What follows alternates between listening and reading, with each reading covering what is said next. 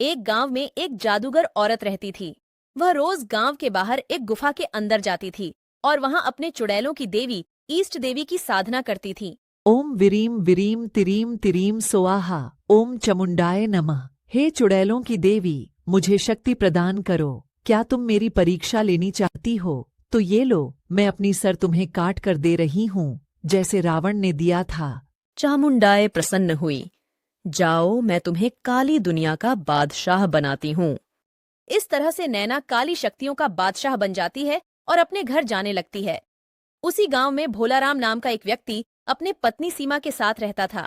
एक दिन भोलाराम अपने खेत में मेहनत करने के बाद घर जाता है तो अपनी पत्नी को उदास देखता है, तो वह अपने पत्नी से पूछता है, अरे भगवान, चेहरा क्यों उतरा हुआ है?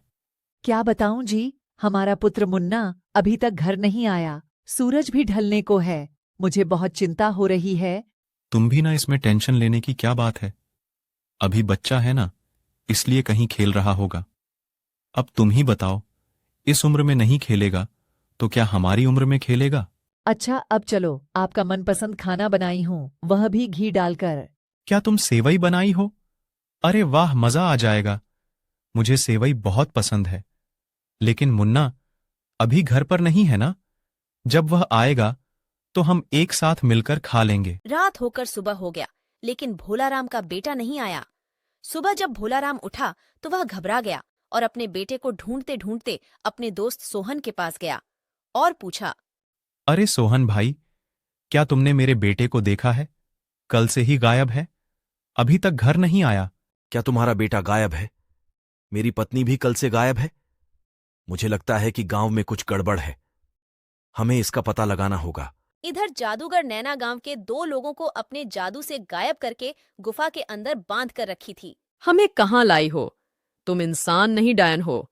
गांव के लोग तुझे अच्छा समझते हैं, लेकिन तू औरत के नाम पर एक कलंक है। जाने दे, हमने तुम्हारा क्या बिगाड़ा है?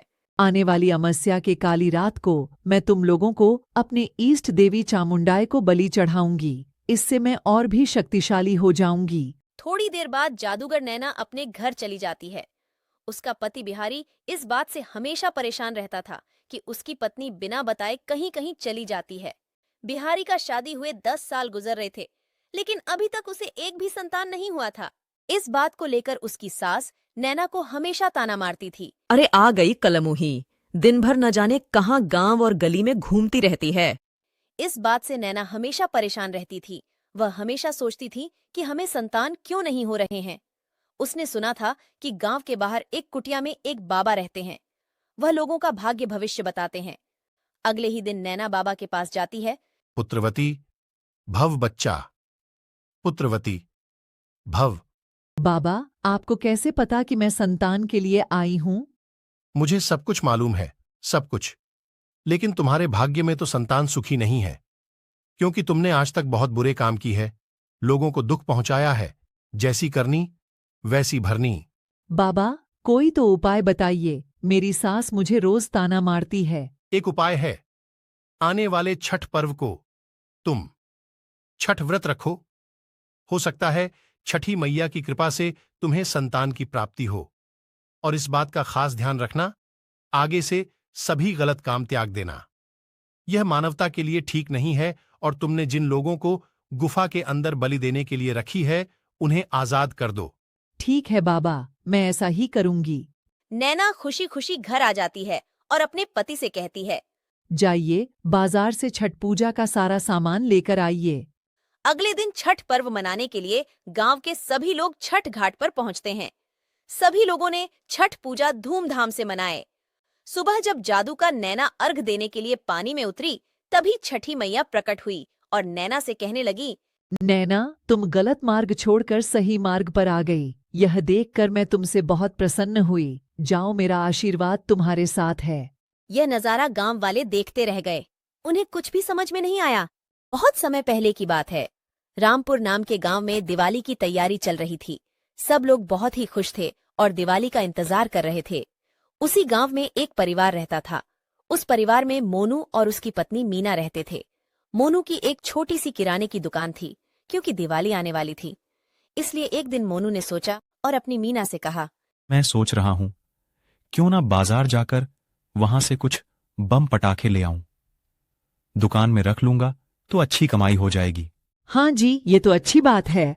ठीक है, फिर मैं कल सुबह ही शहर के लिए निकल जाऊंगा। शहर काफी दूर है तो मुझे आते आते रात हो जाएगी।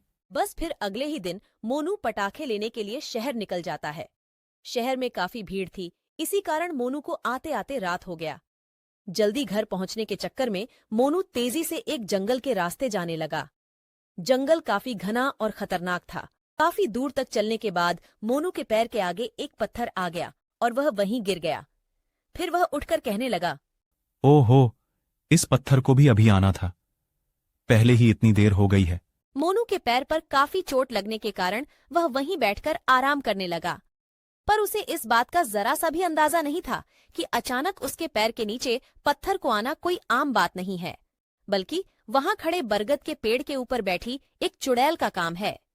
चुड़ैल ऊपर बैठी मोनू को परेशान करने लगती है। इस आदमी के बगल में क्या रखा हुआ है इस डिब्बे में? अभी इसे अपनी जादू से दूसरे जगह रख देती हूँ। चुड़ैल मजे मजे में उस आदमी के बगल में रखे उस डिब्बे को अपने जादू से उठाकर दूसरे जगह पर पटक देती है। डिब्बे में से कुछ पटाखे बाहर निकल जाते हैं। चुड़ैल उसे देखकर अचानक उदास हो जाती है। मोनू अपने पटाखे वापस डिब्बे में भरकर अपने सिर पर रखकर जैसे तैसे घर जाने लगता है। अब चुड़ैल भी उसके पीछे पीछे लग जाती है और उस आदमी के गांव तक पहुंच जाती है। गांव में पहुंचते ही चुड़ैल की आंखें खुशी से चौड़ी हो जाती हैं। दिवाली वाह, सब कितने सुंदर हैं। अब मैं भी इन सभी के साथ दिवाली मनाऊंगी। चुड़ैल उस आदमी के साथ उसके घर तक पहुंच जाती है। घर में मोनू अपने पटाखों का डब्बा लेकर पहुंच जाता है। अरे आ गए आप, काफी देर लगा दी आपने। अरे बस क्या बताऊं, कितनी भीड़ थी शहर में, और ऊपर से मेरा पैर एक पत्थर से टकरा गया और उसके बाद मेरे पटाखे एक जगह से दूसरे जगह पर जाकर गिर गया तो मेरे पटाखे गिर गए। बड़ी मुश्किल से घर पहुंचा हूं। ओ हो, चलो आप हाथ मुंह धो लो, मैं खाना लगा देती हूँ। मोनू मुंह हाथ धोकर खाना खाने लगता है और चुड़ैल वहीं खड़ी उस डिब्बे को देखती रहती है। जब मोनू और मीना सो जाते हैं तो वह चुपके से उस डिब्बे को घर के बाहर ले जाती है और फिर उसमें से पटाखे निकालने लगती है। अरे वाह, अब इन पटाखों को जलाऊंगी, कितना मजा आएगा। कितने नए नए तरीके के पटाखे हैं ये, मैंने तो कभी नहीं देखे। चुड़ैल एक एक करके उन पटाखों को जलाने लगती है और खुशी के मारे उछलने लगती है। पटाखों का आवाज सुनकर मोनू अचानक उठ जाता है। ये इतनी रात को पटाखों की आवाज कहां से आ रही है? मोनू और मीना जल्दी से बाहर जाते हैं तो देखते हैं कि उनके पटाखे के डब्बा बाहर रखा हुआ है और सारे पटाखे यहाँ वहाँ फैले हुए हैं। कुछ पटाखे जल रहे हैं और कुछ जले हुए पड़े हैं। हे भगवान, मेरे पटाखे! आखिर ये पटाखे के डब्बा घर के बाहर कैसे पहुंचा? घर तो अंदर से बंद था। ए जी, अभी कुछ ही पटाखे जले हैं, जल्दी से बचे हुए उठा लो। दोनों मिलकर सारे पटाखे वापस डिब्बे में भर लेते हैं। चुड़ैल वहीं खड़ी देखती रह जाती है। ये लोग तो मेरे सारे पटाखे वापस ले जा रहे हैं। अब मैं क्या करूं? मुझे भी पटाखे जलाने हैं, मुझे भी दिवाली मनाने हैं। मीना और मोनू अपने पटाखे का डब्बा अंदर ले जाते हैं। उसके बाद चुड़ैल अपना ठिकाना कहीं और देखने लगती है। वह रात को गांव में यहाँ वहां भटकने लगती है। फिर उसकी नजर एक मिठाई की दुकान पर पड़ती है। मिठाई देखकर चुड़ैल बड़ी खुश हो जाती है। अरे वाह, मिठाई कितनी सुंदर सुंदर और स्वादिष्ट मिठाई है, मुझे भी खानी है। एक काम करती हूँ, जल्दी से दुकान में घुस जाती हूँ। चुड़ैल जल्दी से दुकान की तरफ आगे बढ़ती है और दुकान के बाहर लगी मिठाई में से एक मिठाई उठाकर खाने लगती है। वाह, कितनी स्वादिष्ट है। इतनी स्वादिष्ट मिठाई मैंने कभी नहीं खाई। चुड़ैल वहां खड़ी मिठाई का स्वाद ले ही रही होती है, तभी मिठाई का मालिक अपने नौकरों को दुकान बंद करने को बोलने लगता है। अरे भाई, इतनी रात हो गई है, जल्दी जल्दी सब मिठाई दुकान के अंदर रखो और दुकान बंद करो। इतने आलसी हो गए हो तुम लोग कि मैं परेशान हो गया हूं तुमसे। अभी सब मिठाई अंदर रख रहे हैं बाबूजी, आप चिंता ना करें, बस 5 मिनट में हम सब कर देंगे। दुकानदार अपने नौकरों पर गुस्सा करता है और सब जल्दी जल्दी शहर मिठाई अंदर रख देते हैं। चुड़ैल मिठाई के 2 टुकड़े लेकर वहीं खड़ी रह जाती है। मेरी मिठाई, अब मैं मिठाई कैसे खाऊंगी? अब मैं क्या करूं? मुझे कुछ और देखना पड़ेगा। वह रात ऐसे ही निकल जाती है और फिर चुड़ैल अगले दिन फिर से यहाँ वहाँ भटकने लगती है। उसे गांव में चारों तरफ दिवाली की तैयारियां होती दिखती है, जिसे देख हुआ बड़ी खुश होती है और वहीं खड़ी होकर सब बड़े ध्यान से देखने लगती है। चुड़ैल की नजर फिर अचानक एक दुकान पर जाती है, जहां बड़े ही सुंदर सुंदर कपड़े मिल रहे होते हैं। चुड़ैल हाथ लगाकर उन कपड़ों को देखने लगती है। वाह, कितने सुंदर कपड़े हैं ये। काश मेरे पास भी ऐसे कपड़े होते। मैं भी दिवाली पर सबकी तरह सुंदर सुंदर कपड़े पहनती। एक काम करती हूँ, अभी यहाँ कोई नहीं है, जल्दी से एक सुंदर से सूट निकाल कर देखती हूँ। चुड़ैल एक सूट निकालती है और शीशे के सामने खड़ा होकर उसे अपने ऊपर लगाकर देखने लगती है। अरे वाह, ये तो मुझ पर कितना जच रहा है। अब मुझे भी यही सूट चाहिए। मैं भी दिवाली पर इसे पहनूंगी। चुड़ैल उस सूट को अपने ऊपर लगाकर देख ही रही होती है कि अचानक उसके पीछे दुकानदार आ जाता है, जिसे वह चुड़ैल सामने तो नहीं बल्कि शीशे में दिख जाती है। अरे भाई लोगों, जल्दी आओ, जल्दी आओ। ओहो, अरे क्या हुआ सेठ जी, क्यों चिल्ला रहे हो? आप तो काफी डरे हुए लग रहे हो। अरे बात ही कुछ ऐसी है। अरे पर बात तो बताओ कि क्या है। अरे मैंने अपनी दुकान में एक चुड़ैल देखी है। मुझे तो वह सामने तो नहीं दिखी, लेकिन वह शीशे में साफ साफ दिख रही थी। वो मेरी दुकान के कपड़े अपने ऊपर लगाकर शीशे के सामने खड़ी थी और खुद को देखकर बड़ी खुश हो रही थी। ओ भगवान, ये आप क्या बोल रहे हो? हमारे दुकान में मतलब चुड़ैल घूम रही है। अरे भाई लोगों, अब दिवाली आ रही है ना, इसलिए मुझे लगता है किसी ने जादू टोना करके आपकी दुकान में चुड़ैल छोड़ दी है। आप जल्दी इसका कुछ करो, क्योंकि आज आपकी दुकान बर्बाद कर देगी और कल किसी और की। अरे जल्दी से गांव के किसी तांत्रिक को बुलाओ, अब वही इसका समाधान करेंगे। और आप सब पहले इस दुकान को बाहर से बंद कर दो, ताकि वह चुड़ैल अंदर बंद हो जाए। दुकानदार जल्दी से जाता है और अपने दुकान का सेटर बाहर से लगा देता है। सेटर बंद करते ही चुड़ैल अंदर बंद हो जाती है। अरे ये दुकान किसने बंद कर दी? अब मैं क्या करूं? मुझे तो इतना जादू भी नहीं आता कि यह दुकान खोल सकूं। चुड़ैल तो अंदर बंद हो जाती है और इधर गांव वाले तांत्रिक को बुला लाते हैं। तांत्रिक दुकान के बाहर खड़े होकर अपने मंत्र पढ़ने लगता है और कुछ कुछ चीज दुकान के ऊपर फेंकने लगता है। मुझे किसी ने नहीं भेजा है। मुझे यहां से आजाद कर दो। मुझे जाने दो। तांत्रिक उस दुकान का दरवाजा खुलवाता है और फिर बहुत सारी भभूत उस चुड़ैल पर फेंकता है, जिससे वह चुड़ैल सबको दिखने लग जाती है। उसके बड़े ही पुराने कपड़े होते हैं और दिखने में वह बहुत ही गरीब होती है। मुझे जाने दो। मुझे भस्म मत करो। मैं किसी का कुछ बुरा नहीं किया। तो फिर तू इस गांव में क्या कर रही है और इस दुकानदार के साथ किया करने वाली थी? दुकानदार जल्दी से जाता है और अपने दुकान का सेटर बाहर से लगा देता है। सेटर बंद करते ही चुड़ैल अंदर बंद हो जाती है। अरे ये दुकान किसने बंद कर दी? अब मैं क्या करूं? मुझे तो इतना जादू भी नहीं आता कि यह दुकान खोल सकूं। चुड़ैल तो अंदर बंद हो जाती है और इधर गांव वाले तांत्रिक को बुला लाते हैं। तांत्रिक दुकान के बाहर खड़े होकर अपने मंत्र पढ़ने लगता है और कुछ कुछ चीज दुकान के ऊपर फेंकने लगता है। मुझे किसी ने नहीं भेजा है। मुझे यहां से आजाद कर दो। मुझे जाने दो। तांत्रिक उस दुकान का दरवाजा खुलवाता है और फिर बहुत सारी भभूत उस चुड़ैल पर फेंकता है, जिससे वह चुड़ैल सबको दिखने लग जाती है।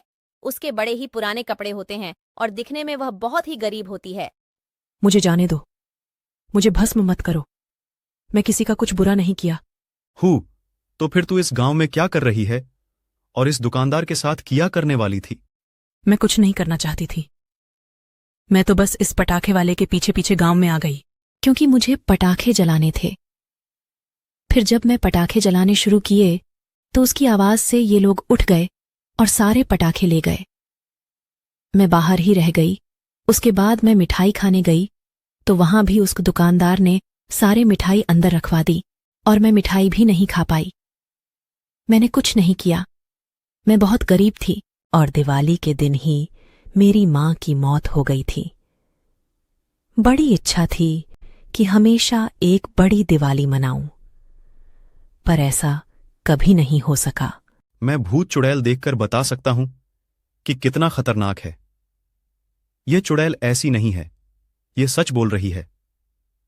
अब तुम सब गांव वालों को इसकी इच्छा पूरी करनी होगी, पर तुम भी वादा करो कि उसके बाद तुम यहां से चली जाओगी। हाँ, मैं वादा करती हूं, फिर मैं चली जाऊंगी। बस फिर सब गांव वाले ये इच्छा पूरी करते हैं। उसकी जो इच्छा जीते जी पूरी नहीं हो पाई थी, वह मरने के बाद पूरी हो ही जाती है। दिवाली के खत्म होने पर वह चुड़ैल सबको धन्यवाद करती है और वहां से हमेशा हमेशा के लिए चली जाती है